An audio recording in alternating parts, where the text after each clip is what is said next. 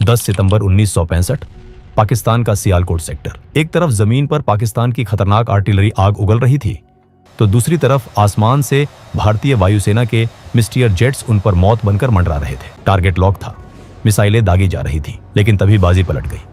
दुश्मन की anti aircraft gun का एक गोला सीधा एक इंडियन फाइटर प्लेन के इंजन में जा लगा। कॉकपिट में आग भर गई, लेकिन प्लेन के हवा में बिखरने से ठीक कुछ सेकंड पहले पायलट ने इजेक्शन सीट का लीवर खींच दिया। हवा में एक पैराशूट खुला, लेकिन असली खतरा तो अब शुरू होने वाला था। वो पायलट अभी जमीन को छू भी नहीं पाया था कि नीचे खड़ी पाकिस्तानी फौज ने उस पर राइफल से फायरिंग शुरू कर दी। पाकिस्तानी सैनिक गन्ने के खेतों में उस निहत्थे भारतीय को शिकार बनाने के लिए दौड़ पड़े। चारों तरफ दुश्मन, बदन पर चोट। सिचुएशन ऐसी थी कि बचना नामुमकिन था, लेकिन इतिहास गवाह है कि भारतीय फौजी तब और खतरनाक हो जाता है जब वो अकेला होता है। ये कहानी है उस जाबाज पायलट की, जिसने दुश्मन के घर में गिरकर पूरी पाकिस्तानी आर्मी को चकमा दिया और 24 घंटे से भी कम समय में पैदल चलकर वापस अपने वतन, अपने भारत लौट आया।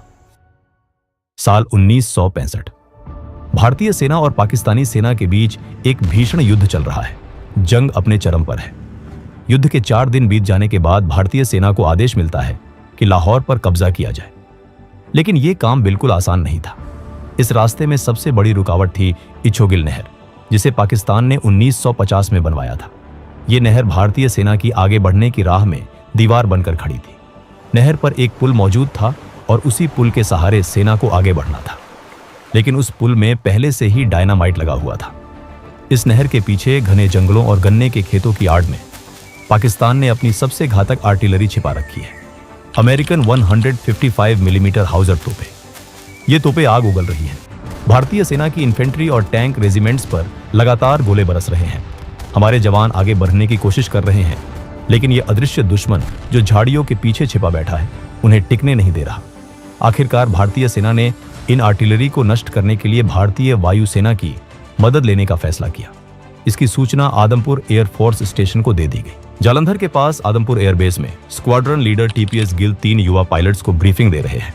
इन 3 में से एक है फ्लाइंग ऑफिसर दारा फिरोज चिनॉय, उम्र महज 21 साल। पारसी समुदाय का ये नौजवान आज एक ऐसे मिशन पर जाने वाला है जो इतिहास के पन्नों में दर्ज होने जा रहा है। जेंटलमैन, सिचुएशन क्रिटिकल है। सियालकोट सेक्टर में हमारी आर्मी भारी गोलाबारी झेल रही है। दुश्मन की वो आर्टिलरी हमें हर हाल में खामोश करनी है। इंटेलिजेंस के मुताबिक वो पसरूर के पास कहीं छिपे हैं। हमें नीचे जाना होगा, बहुत नीचे, और उन्हें ढूंढकर तबाह करना होगा। एक बात और, वहाँ का आसमान एंटी एयरक्राफ्ट गन्स से भरा पड़ा है। वो हमारा इंतजार कर रहे होंगे। रिस्क बहुत ज्यादा है। Good luck. ये चारों पायलट अपने अपने डसॉल्ट मिस्टियर फाइटर जेट्स की तरफ बढ़ते हैं। ये फ्रांस के बने विमान हैं जो ग्राउंड अटैक के लिए बेहतरीन माने जाते हैं, लेकिन इनके सामने चुनौती है पाकिस्तान के F-86 सेबर जेट्स और जमीन से आसमान में मार करने वाली तोपें। चारों पायलट पाकिस्तान की तरफ निकल पड़ते हैं। आसमान में उड़ते हुए फॉर्मेशन पाकिस्तान की सीमा में दाखिल होता है। रडार से बचने के लिए ये लोग ट्री टॉप लेवल यानी पेड़ों के ऊपर से बेहद नीची उड़ान भर रहे हैं। अचानक रेडियो पर आवाज आती है, टारगेट इनसाइड 12 o'clock। सामने पाकिस्तान की एक सप्लाई ट्रेन दिखाई देती है जो गोला बारूद लेकर फ्रंट लाइन की तरफ जा रही है। स्क्वाड्रन लीडर गिल का ऑर्डर आता है, एंगेज। मिस्टियर जेट्स गोता लगाते हैं। रॉकेट्स और कैनन की आग से वो ट्रेन कुछ ही पलों में मलबे के ढेर में बदल जाती है। मिशन का एक हिस्सा पूरा हो चुका है। जब पायलट अपने फाइटर प्लेन से भारतीय सीमा में वापस लौट रहे थे, तभी उन्हें बाकी सभी पाकिस्तानी आर्टिलरी दिखाई दे गई, जिनकी तलाश में वो निकले थे। लेकिन वो उन पर बम नहीं गिरा सके, क्योंकि अपने सारे बम वो पहले ही ट्रेन को नष्ट करने में इस्तेमाल कर चुके थे। वापस बेस पर लौटकर रिफ्यूलिंग और रीआर्मिंग का काम बिजली की रफ्तार से होता है। दारा चिनॉय को जबरदस्त भूख लगी है। उन्होंने सुबह से कुछ खाया नहीं है। वो मेस की तरफ भागते हैं, लेकिन वहां काफी भीड़ है। अफरा तफरी मची हुई है। एक वेटर से वो पानी मांगते हैं, लेकिन वो वेटर किसी और ऑफिसर को सर्व करने में बिजी है। क्रू रूम में उनके साथी फिलिप राजकुमार बैठे हैं। वो दारा की हालत देखते हैं और कहते हैं, दारा, ये पानी पी लो, पता नहीं अगली बार कब नसीब होगा। ये एक ग्लास पानी अगले 24 घंटों तक उनकी जिंदगी का एकमात्र सहारा बनने वाला है। फिर वो क्रू रूम से बाहर आए तो उन्होंने देखा कि उनके साथी पायलट अपने अपने फाइटर प्लेन की ओर जा रहे हैं। उन्होंने भी तुरंत अपना फ्लाइंग गियर पहना और अपने फाइटर प्लेन में सवार हो गए। फिर चारों पायलट अपने लक्ष्य को नष्ट करने के लिए दोबारा उड़ान भरते हैं और उसी इलाके में पहुंच जाते हैं जहां उन्होंने पहले पाकिस्तानी आर्टिलरी देखी थी। जैसे ही भारतीय विमान उनके ऊपर पहुंचते हैं, नीचे से जैसे आतिशबाजी शुरू हो जाती है। पाकिस्तान की एंटी एयरक्राफ्ट गन्स का जाल आसमान में फैल जाता है। हर तरफ काला धुआं और विस्फोट। दारा चिनॉय का विमान डाइव करता है। वो अपने रॉकेट्स फायर करते हैं। निशाना सटीक बैठता है, लेकिन तभी एक जोरदार झटका लगता है। ये एक 40 मिलीमीटर एंटी एयरक्राफ्ट शेल का सीधा वार है। कॉकपिट के अंदर लाल बत्तियां जलने लगती हैं। चेतावनी के सायरन बजने लगते हैं। विमान अब एक पत्थर की तरह जमीन की तरफ गिर रहा है। नीचे पाकिस्तान की जमीन तेजी से करीब आ रही है। दारा तुरंत प्लेन से इजेक्ट कर जाते हैं। अगले ही पल दारा चिनॉय हवा में झूल रहे हैं। पैराशूट खुल चुका है, लेकिन राहत की सांस लेने का वक्त नहीं है। नीचे से गोलियों की आवाजें आ रही हैं। जिनेवा कन्वेंशन के मुताबिक किसी भी गिरते हुए पायलट पर गोली चलाना युद्ध अपराध है, लेकिन पाकिस्तानी सैनिक नीचे से उन पर राइफल से फायर कर रहे हैं। वो उन्हें हवा में ही मार गिराना चाहते हैं। दारा देखते हैं कि गोलियां उनके पैराशूट में छेद कर रही हैं। वो अपनी रस्सियों को खींचकर ग्लाइड करने की कोशिश करते हैं ताकि निशाना मुश्किल हो जाए। फिर वो जमीन के एक ऐसे हिस्से की तरफ गिर रहे हैं जहां गन्ने के घने खेत हैं। जैसे ही वो जमीन से टकराते हैं, वो लुढ़कते हुए पैराशूट को रिलीज करते हैं।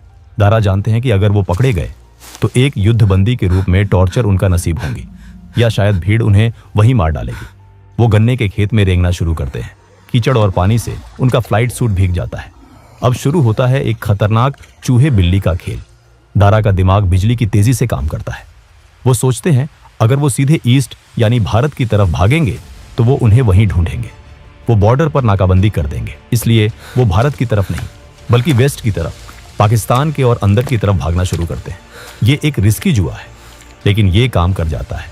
पाकिस्तानी सर्च पार्टी उन्हें ईस्ट की दिशा में ढूंढती रह जाती है और वो उनकी नाक के नीचे से ऑपोजिट डायरेक्शन में निकल जाते हैं। सूरज ढल रहा है। दारा एक घनी झाड़ी के नीचे छिप जाते हैं। उनके पास नक्शे हैं, कोड्स हैं और कुछ जरूरी कागजात हैं। अगर ये दुश्मन के हाथ लग गए तो भारतीय वायुसेना के राज खुल जाएंगे। वो अपनी जेब से लाइटर निकालते हैं, एक छोटा सा गड्ढा खोदते हैं और उन तमाम दस्तावेजों को जला देते हैं और फिर राख को मिट्टी में दबा देते हैं। फिर वो अंधेरा होने का वेट करते हैं। अब प्यास से गला सूख कर कांटा हो गया है। 20 घंटे हो चुके हैं और हलक से पानी की एक बूंद नहीं उतरी है। रात हो जाता है। अब दारा फिरोज चिनॉय अब अपनी दिशा बदलते हैं। अब वो नॉर्थ ईस्ट की तरफ मुड़ते हैं, यानी भारत की ओर। वो पूरी कोशिश करते हैं कि गांवों से दूर रहें ताकि कोई उन्हें देख ना पाए। वो लगातार चलते रहे। उनकी कोशिश थी कि सुबह तक वो भारत लौट जाए। रास्ते में उन्हें काफी नहरें मिली।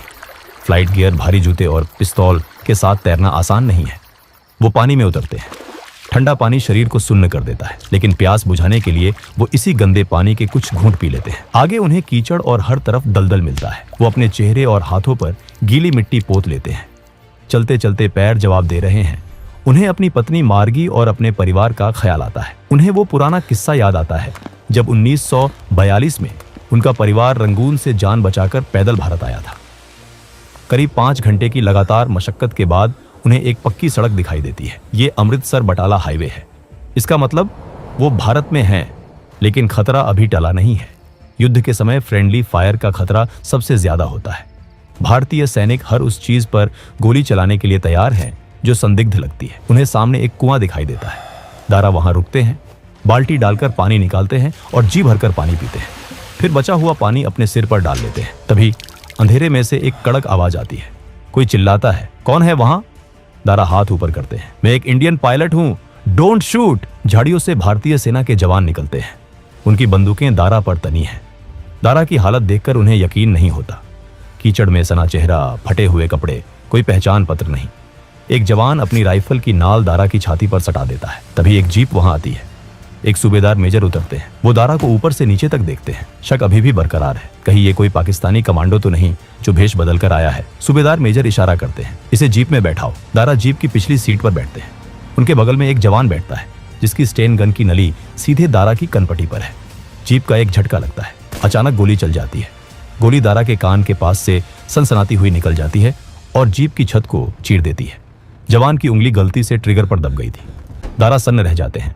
पाकिस्तान की एंटी एयरक्राफ्ट गन्स से बच गए, पैदल चलकर सीमा पार कर ली और अब अपने ही देश में अपनी ही सेना की जीप में मारे जाते जाते बचे। जीप रुकती है, सब बाहर आते हैं। सूबेदार मेजर का हाथ उठता है और एक जोरदार तमाचा उस जवान के गाल पर पड़ता है। बेवकूफ, ध्यान कहाँ है तेरा?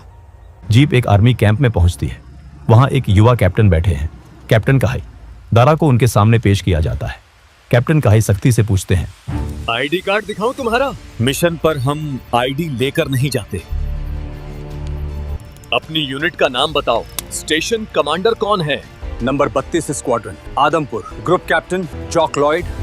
अच्छा, तुम फ्लाइट लेफ्टिनेंट कहाई को जानते हो? वो भी एयरफोर्स में है। कैसा दिखता है वो? मोटा है, क्लीन शेव है? नहीं कैप्टन, वो दुबला पतला है और पगड़ी पहनता है, सरदार है। ये सुनते ही कैप्टन कहाई दारा को गले लगा लेते हैं। वो मेरा कजिन है, तुम सच बोल रहे हो। माहौल एकदम बदल जाता है। शक की जगह भाईचारे ने ले ली है। कैप्टन कहाई तुरंत कॉफी मंगवाते हैं। गर्म नाश्ता आता है। दारा के लिए ये किसी शाही दावत से कम नहीं है। खबर तुरंत ऊपर भेजी जाती है। दारा को अमृतसर एयरफोर्स स्टेशन भेजा जाता है। वो जीप में ही सो जाते हैं। अगले दिन जब वो आदमपुर एयरबेस की मेस में दाखिल होते हैं तो सन्नाटा छा जाता है। उनके साथी जो मान चुके थे कि दारा शहीद हो चुके हैं, उन्हें भूत की तरह देखते हैं और फिर तालियों की गड़गड़ाहट और हुंकार से पूरा हॉल गूंज उठता है। दारा फिरोज चिनॉय वापस आ गए हैं, मौत के मुंह से निकलकर। इस अदम्य साहस के लिए उन्हें डिस्टिंग्विश्ड सर्विस मेडल से नवाजा जाता है। लेकिन कहानी यहीं खत्म नहीं होती। एक आम इंसान शायद इस अनुभव के बाद फ्लाइंग छोड़ देता, लेकिन कुछ ही दिनों बाद मेडिकल क्लियरेंस मिलते ही दारा चिनॉय वापस कॉकपिट में थे। 1965 की जंग खत्म होने से पहले उन्होंने 10 और मिशन किए। ये वो जज्बा है जो एक सैनिक को आम आदमी से अलग बनाता है। इसके बाद का उनका जीवन भी किसी फिल्म से कम नहीं रहा। 1971 में उन्होंने फिर अपनी सेवाएं दी। 1977 में उन्हें इराक भेजा गया, जहां सद्दाम हुसैन के गढ़ तिक्रित में उन्होंने इराकी वायुसेना के पायलटों को ट्रेनिंग दी। 1987 में एक MiG-21 उड़ाते समय एक पक्षी उनसे टकराया। इंजन फेल हो गया। उन्हें अपनी जिंदगी में तीसरी बार इजेक्शन करना पड़ा। 3 बार मौत को चकमा देना ये किसी चमत्कार से कम नहीं। रिटायरमेंट के बाद भी आसमान ने उन्हें नहीं छोड़ा। उन्होंने टाटा ग्रुप और फिर रिलायंस के लिए कॉरपोरेट जेट्स उड़ाए। रतन टाटा से लेकर अनिल अंबानी तक देश के दिग्गज उद्योगपति अपनी सुरक्षा के लिए इसी जाबाज पायलट पर भरोसा करते थे। दोस्तों, अगर इस कहानी ने आपके रोंगटे खड़े कर दिए हैं, अगर आपको भी भारतीय सेना के इस जाबाज पर गर्व महसूस हो रहा है, तो इस वीडियो को लाइक करें और अपने दोस्तों के साथ शेयर जरूर करें। हमें कमेंट्स में बताएं कि आप किस और वॉर हीरो की कहानी सुनना चाहते हैं। जय हिंद, जय भारत।